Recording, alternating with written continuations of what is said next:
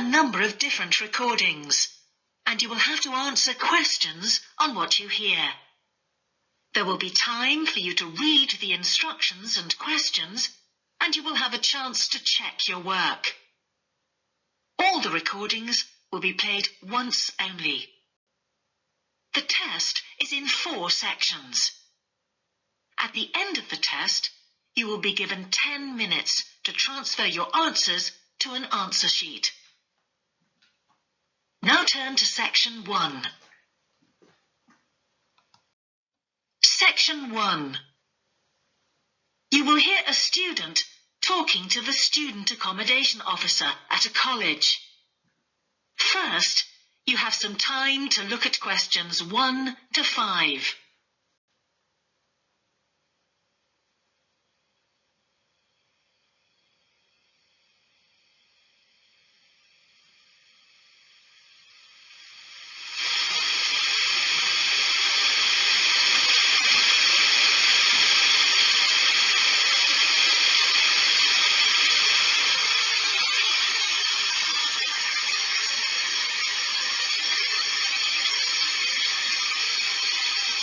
You will see that there is an example that has been done for you.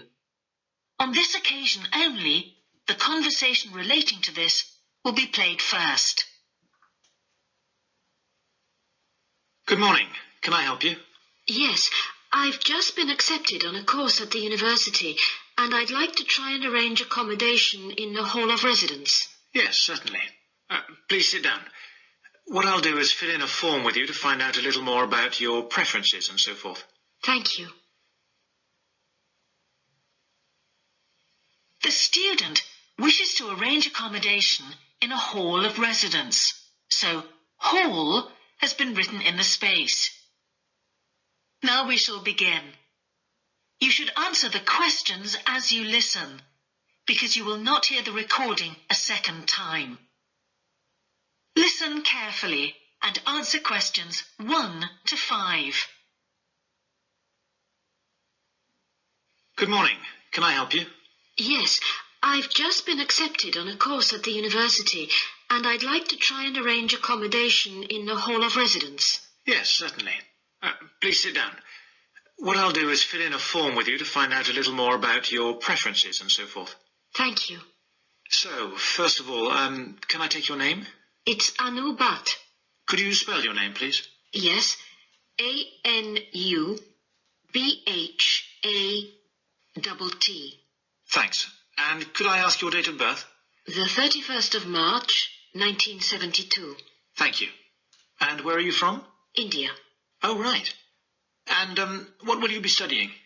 I'm doing a course in nursing. Right, thank you.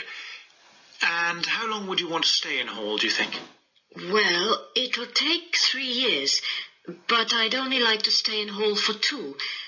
I'd like to think about living outside for the 3rd year. Fine. And what did you have in mind for catering? Do you want to cook for yourself or have all your meals provided? That's full board. Is there something in between? Yes, you can just have evening meal provided, which is half board. That's what I prefer. Yes, a lot of students opt for that. Now, with that in mind, do you have any special diet, anything we should know about? Yes, I don't take red meat. No red meat. Before you hear the rest of the conversation, you have some time to look at questions 6 to 10.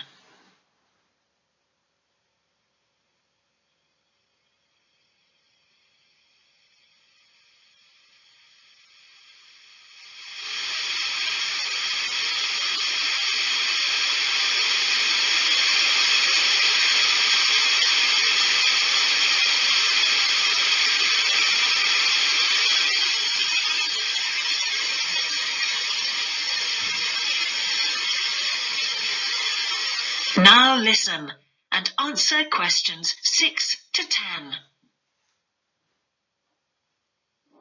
Now, thinking about the room itself, we have a number of options. You can have a single study bedroom or you can have a shared one. These are both what we call simple rooms. The other alternative is to opt for a single bedsit, which actually has more space and better facilities. There's about £20 a week difference between them. Well, actually, my grant is quite generous, and I think the bedsit sounds the best option. Lovely. I'll put you down for that, and we'll see what availability is like. Now, can I ask some other personal details which we'd like to have on record? Yes, of course. I wonder if you could let us know what your interests are. This might help us get a closer match for placing you in a particular hall. Well, I love the theatre. Right. And I enjoy sports, particularly badminton. Ah, that's worth knowing. Now, what we finish with on the form is really a list from you of what your priorities are in choosing a hall. And we'll do our best to take these into account.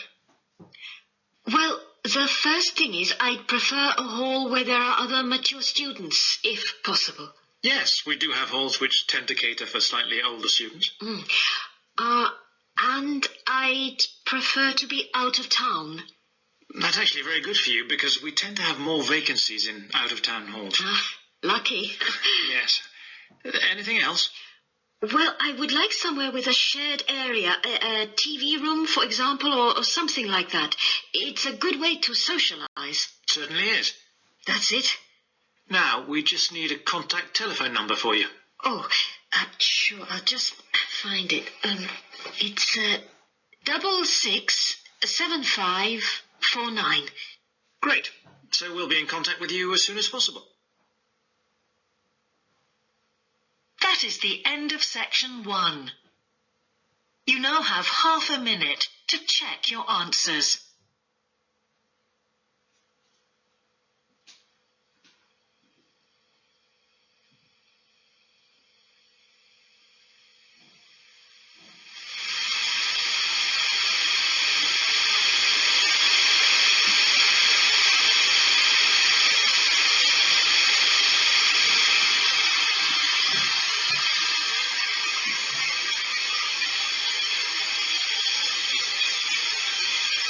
Now turn to section 2.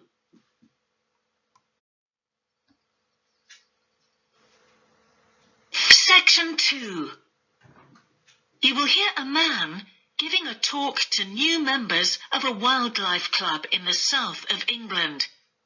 First, you have some time to look at questions 11 to 13.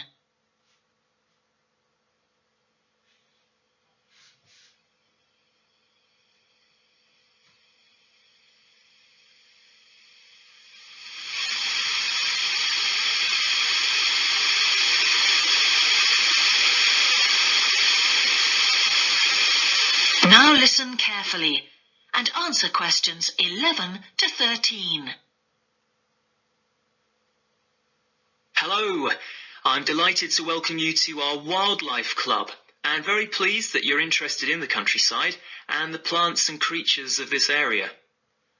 I think you'll be surprised at the variety we have here, even though we're not far from London. I'll start by telling you about some of the parks and open spaces nearby. One very pleasant place is Halland Common. This has been public land for hundreds of years, and what you'll find interesting is that the River Ouse, which flows into the sea 80 kilometres away, has its source in the common. There's an information board about the plants and animals you can see here, and, by the way, the common is accessible 24 hours a day. Then there's Holt Island, which is noted for its great range of trees. In the past, willows were grown here commercially for basket making, and this ancient craft has recently been reintroduced. The island is only open to the public from Friday to Sunday because it's quite small, and if there were people around every day, much of the wildlife would keep away.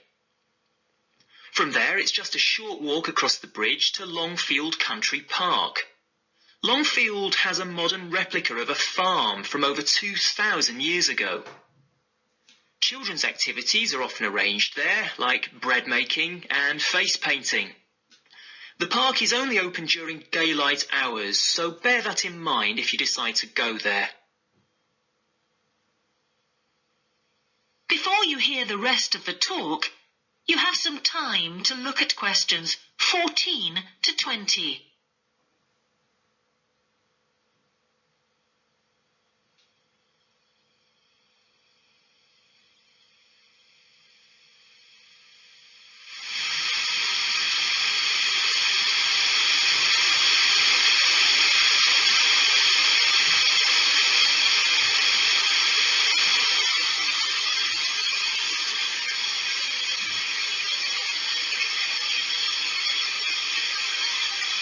Now listen and answer questions 14 to 20.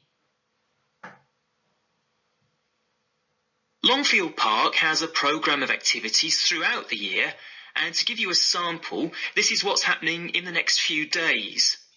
On Monday, you can learn about herbs and how they've been used over the centuries. You'll start with a tour of our herb garden, practice the technique of using them as colour dyes for cloth, and listen to an illustrated talk about their use in cooking and medicine. Then on Wednesday, you can join local experts to discover the variety of insects and birds that appear in the evening. We keep to a small number of people in the group, so if you want to go, you'll need to phone the park ranger a few days ahead. There's a small charge which you should pay when you turn up. I'm sure you're all keen to help with the practical task of looking after the park, so on Saturday you can join a working party. You'll have a choice of all sorts of activities, from planting hedges to picking up litter, so you'll be able to change from one to another when you feel like it. The rangers will be hard at work all day, but do come and join in, even for just a short while. One thing, though, is to make sure you're wearing something that you don't mind getting dirty or torn. And finally, I'd like to tell you about our new wildlife area, Hinchingbrook Park, which will be opened to the public next month. This slide doesn't really indicate how big it is, but anyway, you can see the 2 gates into the park and the main paths. As you can see, there's a lake in the northwest of the park with a bird hide to the west of it at the end of a path, so it'll be a nice quiet place for watching the birds on the lake. Fairly close to where refreshments are available, there's a dog walking area in the southern part of the park, leading off from the path. And if you just want to sit and relax, you can go to the flower garden. That's the circular area on the map, surrounded by paths. And finally, there's a wooded area in the western section of the park, between 2 paths. OK, that's enough from me, so let's get on and have a look. That is the end of section 2. You now have half a minute to check your answers.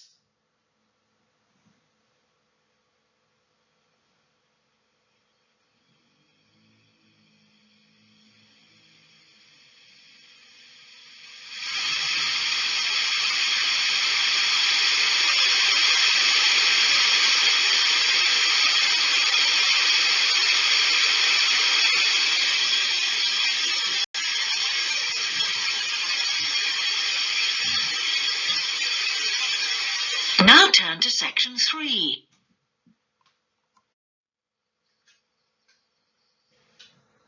Section 3. You will hear the Director of Studies in an English Language Centre and a student representative talking about their Self-Access Centre. First, you have some time to look at questions 21 to 24.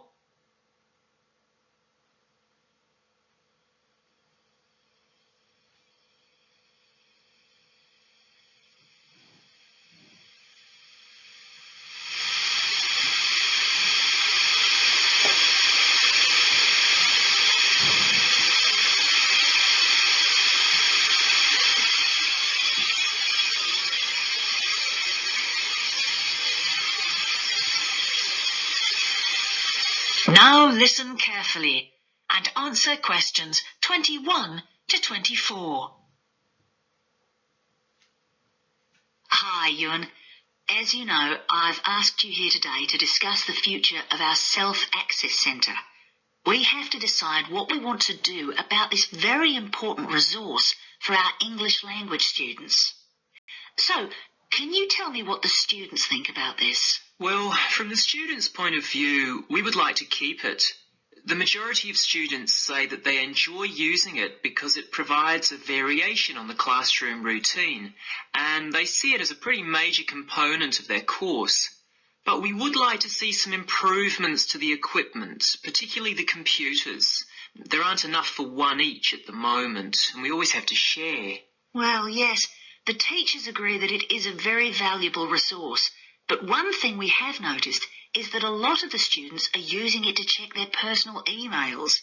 We don't want to stop you students using it, but we think the computers should be used as a learning resource, not for emails.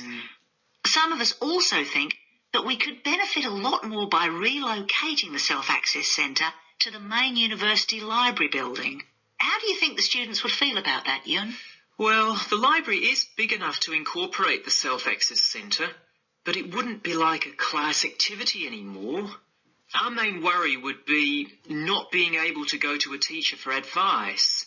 I'm sure there would be plenty of things to do, but we really need teachers to help us choose the best activities. Well, there would still be a teacher present, and he or she would guide the activities of the students. We wouldn't just leave them to get on with it. Yes, but I think the students would be much happier keeping the existing setup. They really like going to the Self-Access Centre with their teacher and staying together as a group to do activities. If we could just improve the resources and facilities, I think it would be fine. Is the cost going to be a problem? It's not so much the expense that I'm worried about, and we've certainly got room to do it, but it's the problem of timetabling a teacher to be in there outside class hours. If we're going to spend a lot of money on equipment and resources, we really need to make sure that everything is looked after properly. Anyway, let's make some notes to see just what needs doing to improve the centre. Before you hear the rest of the conversation, you have some time to look at questions 25 to 30.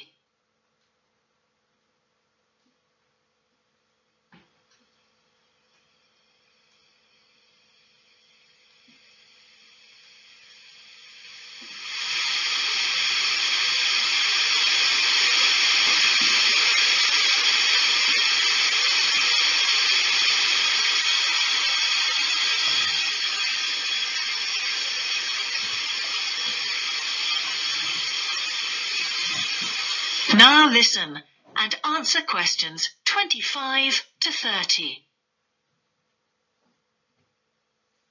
Now, what about the computers? I think it might be a good idea to install some new models. They would take up a lot less room, and so that would increase the workspace for textbooks and so on. That would be great. It is a bit cramped in there at times. What about other resources? Do you have a list of things that the students would like to see improved? Yes, one of the comments that students frequently make is that they find it difficult to find materials that are appropriate for their level, especially reading resources. So I think we need to label them more clearly. Well, that's easy enough. We can get that organised very quickly. In fact, I think we should review all of the study resources, as some of them are looking a bit out of date. Definitely. The CD section especially needs to be more current. I think we should get some of the ones that go with our latest course books and also make multiple copies. Good. Now, I was also thinking about some different materials that we haven't got in there at all. What do you think of the idea of introducing some workbooks? If we break them up into separate pages and laminate them, they'd be a great resource. The students could study the main course book in class and then do follow-up practice in the Self-Access Centre. That sounds good. OK. Now, finally, we need to think about how the room is used. I'll have to talk to the teachers and make sure we can all reach some agreement on a timetable to supervise the centre after class.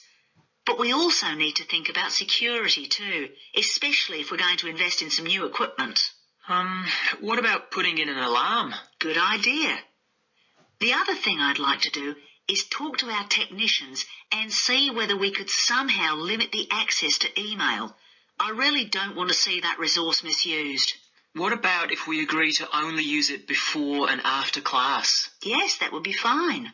OK, anyway, that's great for now.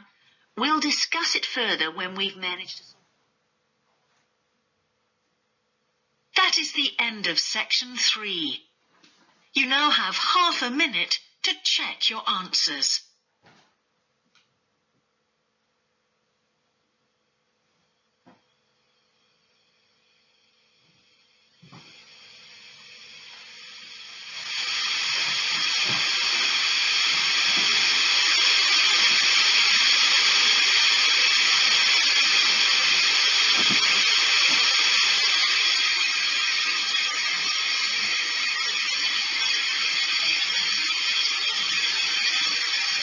Now turn to section 4.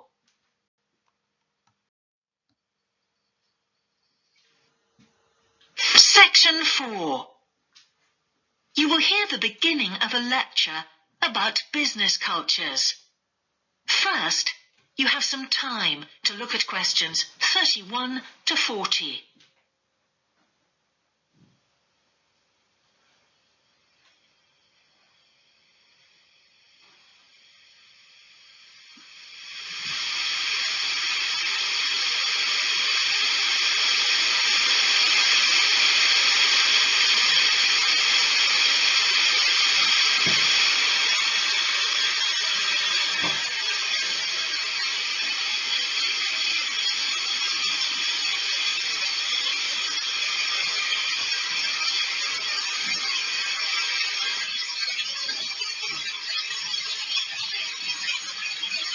Now listen carefully and answer questions 31 to 40. Good morning, everyone. Now, whether you're going to university to study business or some other subject, many of you will eventually end up working for a company of some kind. Now, when you first start working somewhere, you will realize that the organization you've joined has certain characteristics. And we often refer to these social characteristics as the culture of the organization. This includes its unwritten ideas, beliefs, values, and things like that. One well-known writer has classified company cultures by identifying 4 major types. The first type is called the power culture, and it's usually found in small organizations. It's the type of culture that needs a central source of power to be effective. And because control is in the hands of just 1 or 2 people, there aren't many rules or procedures. Another characteristic is that communication usually takes the form of conversations rather than, say, formal meetings or written memos. Now, one of the benefits of this culture is that the organization has the ability to act quickly. So it responds well to threat or danger on the one hand, and opportunity on the other. But on the negative side, this type of organization doesn't always act effectively, because it depends too much on 1 or 2 people at the top. And when these people make poor decisions, there's no one else who can influence them. And the kind of person who does well in this type of business culture is one who is happy to take risks, and for whom job security is a low priority. The next type is known as role culture. That's R-O-L-E, not R-O-L-L, by the way. And this type is usually found in large companies, which have lots of different levels in them. These organizations usually have separate departments that specialize in things like finance or sales or maintenance or whatever. Each one is coordinated at the top by a small group of senior managers, and typically everyone's job is controlled by sets of rules and procedures. For example, there are specific job descriptions, rules for discipline, and so on. What are the benefits of this kind of culture? Well, firstly, because it's found in large organizations, its fixed costs, or overheads as they're known, are low in relation to its output or what it produces. In other words, it can achieve economies of scale.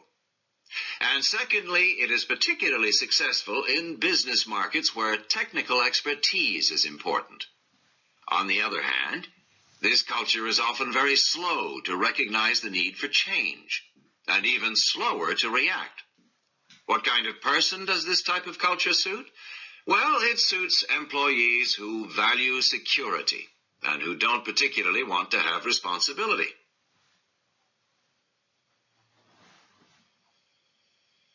Moving on now to task cultures. This type is found in organizations that are project-oriented. You usually find it where the market for the company's product is extremely competitive, or where the products themselves have a short lifespan. Usually, top management delegates the projects, the people, and other resources. And once these have been allocated, little day-to-day control is exercised from the top, because this would seem like breaking the rules. Now, one of the major benefits of this culture is that it's flexible. But it does have some major disadvantages, too. For instance, it can't produce economies of scale or great depth of expertise. People who like working in groups or teams prefer this type of culture. And finally, the fourth category is called the person culture. This type is quite unusual. That is the end of section 4. You now have half a minute to check your answers.